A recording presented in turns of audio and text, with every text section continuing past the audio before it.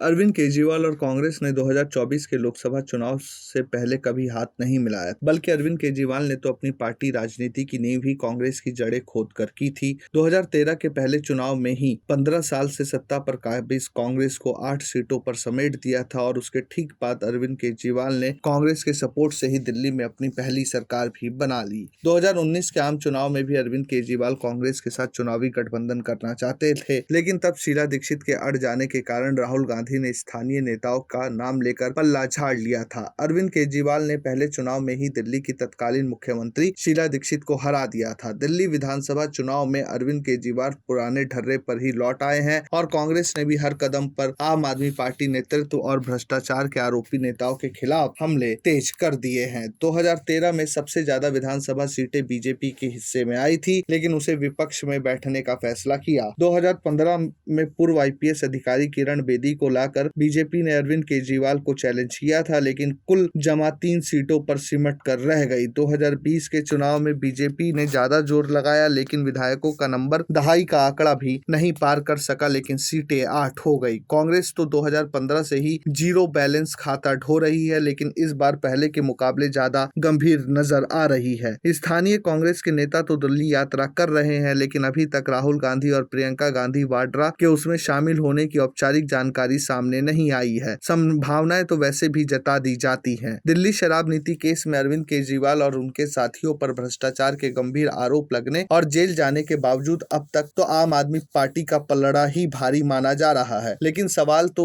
है ही कि कांग्रेस खेल बिगाड़ने पर उतर आए और जगह जगह मुकाबला त्रिकोणीय हो जाए तो अरविंद केजरीवाल को फायदा होगा या नुकसान। आम आदमी पार्टी के नेता अरविंद केजरीवाल बीजेपी और कांग्रेस दोनों के निशाने पर हैं। दोनों ही राजनीतिक पार्टियां अरविंद केजरीवाल के कार्यकाल के शासन को मुद्दा बनाने की कोशिश कर रही है। तमाम इल्जामात में एक ये भी है कि अरविंद केजरीवाल दिल्ली को पेरिस और लंदन जैसा बनाने का वादा किया था, लेकिन उन्होंने दिल्ली को बर्बाद कर दिया। ऐसा करने का एक मकसद सत्ता विरोधी लहर को हवा देना भी है। अरविंद केजरीवाल के खिलाफ सत्ता विरोधी लहर का फायदा बीजेपी और कांग्रेस दोनों को ही मिल सकता है। अब पार्टी विशेष की क्षमता, रणनीति और तैयारियों पर है कि वह इस चीज का कितना फायदा उठा पाती है। ऐसे में एक अहम सवाल ये भी है कि अगर अरविंद केजरीवाल के खिलाफ कांग्रेस और बीजेपी बराबर जोर लगाते हैं तो फायदे में कौन रहेगा, बीजेपी या कांग्रेस, या फिर दोनों के झगड़े में आम आदमी पार्टी बाजी मार लेगी। लेकिन आम आदमी पार्टी को फायदा मिले ये भी तो जरूरी नहीं है। आम आदमी पार्टी कांग्रेस के वोट लेकर खड़ी हुई है और कांग्रेस फिर से अपने वोटर तक पहुंचने की कोशिश कर रही है, जैसा लोकसभा चुनाव में यूपी में देखने को मिला। हालांकि उसमें बड़ा रोल समाजवादी पार्टी का भी था। कांग्रेस को कोई फायदा ना मिल पाता अगर समाजवादी पार्टी के कार्यकर्ता जमीन पर नहीं उतरे होते और वोट ट्रांसफर ना हुआ होता। तो दिल्ली चुनाव को लेकर बीजेपी और कांग्रेस की तरह अरविंद केजरीवाल स्पष्ट नजर नहीं आ रहे हैं। बीजेपी हर हाल में चुनाव जीतकर सत्ता पर काबिज होना चाहती है। जैसे बीजेपी ने हरियाणा और महाराष्ट्र के चुनाव जीते, दिल्ली को बीजेपी ना तो झारखंड की तरह ले रही है, न जम्मू कश्मीर विधानसभा चुनाव की तरह। वो तो जैसे भी अरविंद केजरीवाल को चलता कर सत्ता हासिल करना चाहती है। कांग्रेस हकीकत से पूरी तरह वाकिफ है। कुछ सीटें भी जीत ले तो विधानसभा में आवाज उठाने का मौका तो मिल ही जाएगा और बाकी जितनी भी सीट पर जितना अच्छा संभव हो प्रदर्शन कर ले वो काफी है। लेकिन अरविंद केजरीवाल थोड़ा कंफ्यूज नजर आ रहे हैं, भले ही उनकी सोची समझी रणनीति ही क्यों ना हो। दिल्ली में आम आदमी पार्टी ने लोकसभा की तरह विधानसभा चुनाव में कांग्रेस का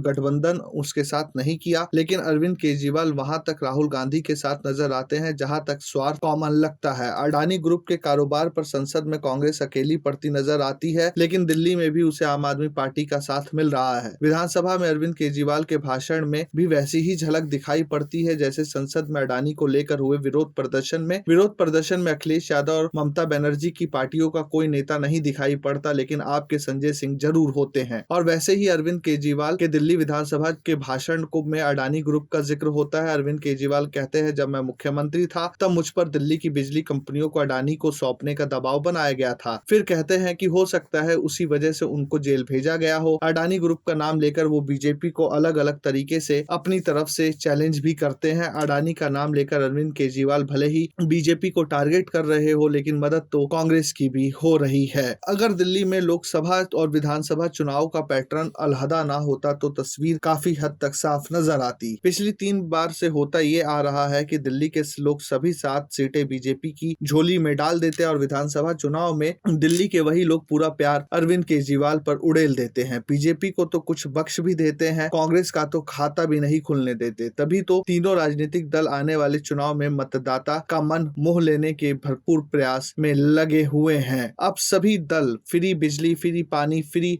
स्कूल की सुविधा देने की बात कर रहे हैं। जैसे आपको उदाहरण के लिए बोल दे कि कांग्रेस ने तो 400 यूनिट मुफ्त बिजली देने का भी वादा कर दिया है। तो अब क्या देखना यह है कि क्या बीजेपी और कांग्रेस के हमले से अरविंद केजरीवाल को नुकसान होगा या इन दोनों की लड़ाई में अरविंद केजरीवाल अपना फायदा निकाल कर साइड हो जाएंगे। Bureau report, प्रजाहित।